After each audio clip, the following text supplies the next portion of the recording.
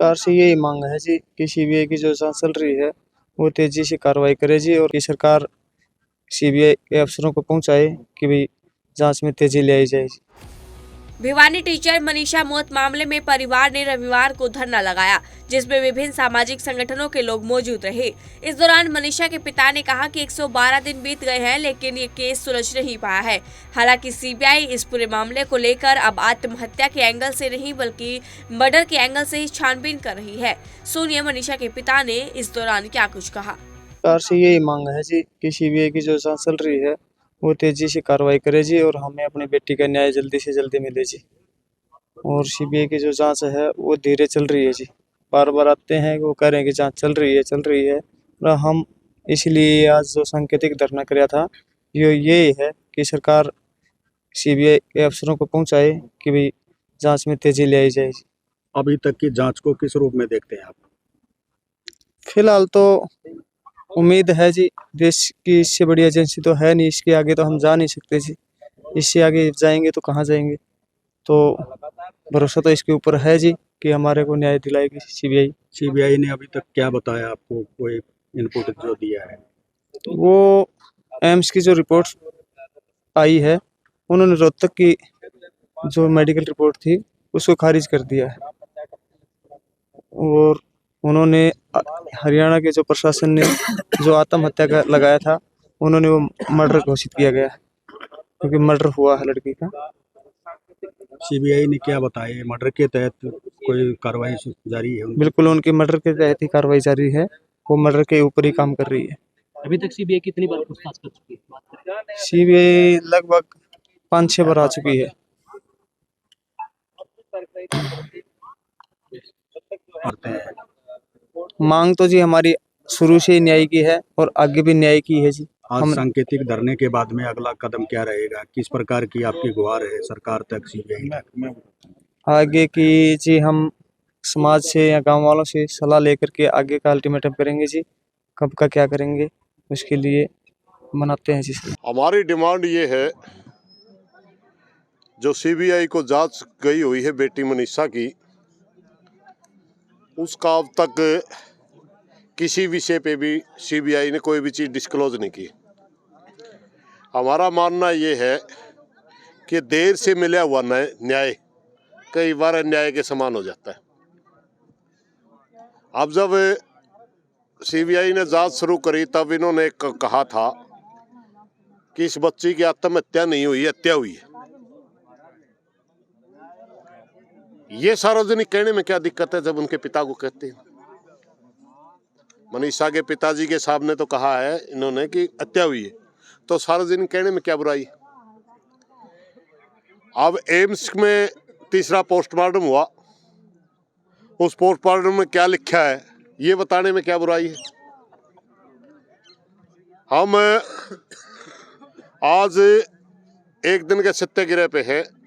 हमने आग्रह किया सरकार से और सीबीआई से कि जांच कहाँ तक पहुंची, सीबीआई इस चीज़ को डिस्क्लोज करे, और सरकार से आग्रह करे कि सीबीआई को, हरियाणा सरकार से किया है कि सीबीआई से प्रार्थना करो कि जल्दी इस मामला सुलझावे, क्योंकि पूरा प्रदेश मनीषा का न्याय होते हुए देखना चाहता है। ऐसा नहीं भाई लटका दिया बीच में, अब कोई पूछने वाला नहीं है। हम जिस दिन दाह संस्कार करके गए उसी दिन एक बात कह के गए थे कि हम दाह संस्कार कर रहे, आंदोलन को संपन्न नहीं कर रहे। यह आंदोलन तब तक चलेगा जब तक मनीषा बेटी को न्याय नहीं मिलता। सत्याग्रह एक दिन का था, कब तक अगर सरकार इसको सीबीआई? हमने आज आग्रह किया है। देखिए, हम उम्मीद करेंगे कि दोबारा हमारे को इकट्ठा ना होना पड़े।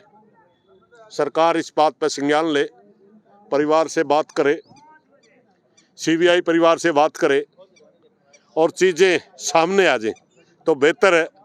अब की बार अगर हमने दोबारा गांव में आकर के बात करनी पड़ी, जो कि हमारी एक रणनीति का हिस्सा है कि हम 2-4 दिन का इंतजार करेंगे, उसके बाद गांव में के सारे साथियों से मिलकर के नई रणनीति की घोषणा करेंगे।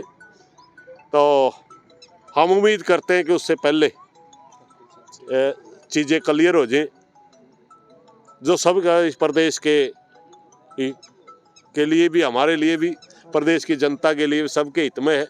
वरना हमने कोई बड़ा आंदोलन की बात करनी पड़ेगी, पूरा प्रदेश इकट्ठा करना पड़ेगा, क्योंकि हम पहले ही क्लियर कर चुके हैं कि मनीषा बेटी के न्याय के लिए जो भी हमारे से प्रयास होंगे, हर संभव प्रयास करेंगे। सीबीआई को समय बाउंड करने की कोई अपील की गई है? हमने सरकार से अपील करी है,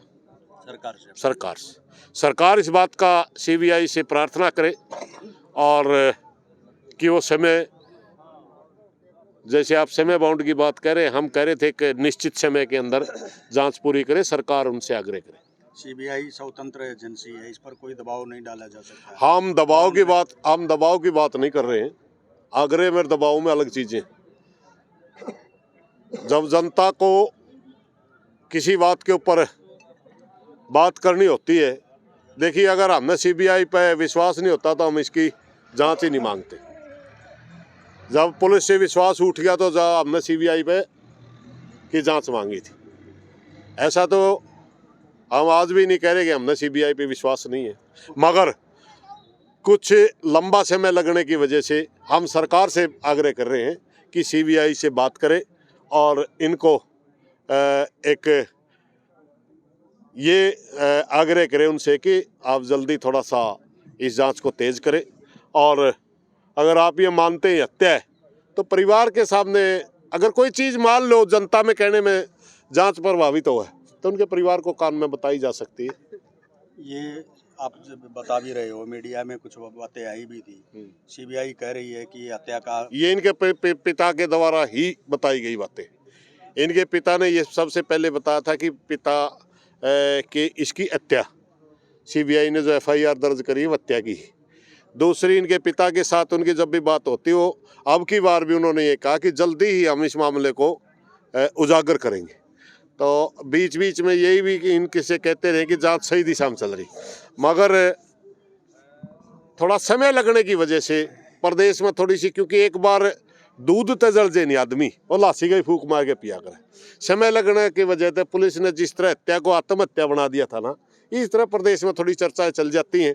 और जो आंदोलन कर रहे हैं, आंदोलन के नेताओं से भी सवाल पूछते हैं कि आप कह रहे थे हम मनीषा बेटी के न्याय के लिए हर संभव प्रयास करेंगे, क्या रहा?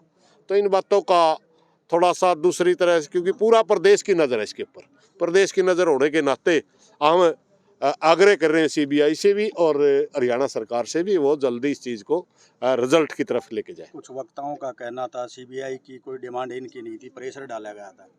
नहीं, वो ठीक है, हालात उस समय क्यों रहे होंगे। अब मैं एक बात आपको बताऊं, जब हरियाणा पुलिस का हमारा विश्वास उठ गया तो वो दूसरी एजेंसी कौन सी रहेगी? देश की सबसे बड़ी एजेंसी तो इन्वेस्टिगेशन की सीबीआई है। और दो उस समय हालात इस गांव में ऐसे थे कि अगर हम उस किसी निर्णय पे ना पहुंचते तो यहाँ बहुत ज़्यादा कैजुअल्टियाँ हो सकती थी, क्योंकि सरकार ने कह दिया था इस लड़की ने आत्महत्या की है।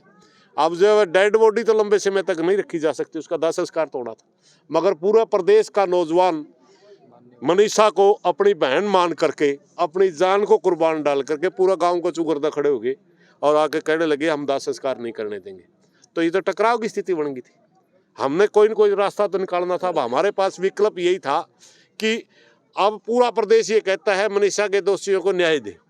न्याय तो हमारे को क्या पावर है? हम किसी यूँ कहो यूँ दोषी है, इन्वेस्टिगेशन एजेंसी ही बताएगी ना भाई ये दोषी है और इसी तरह ये सबूत है।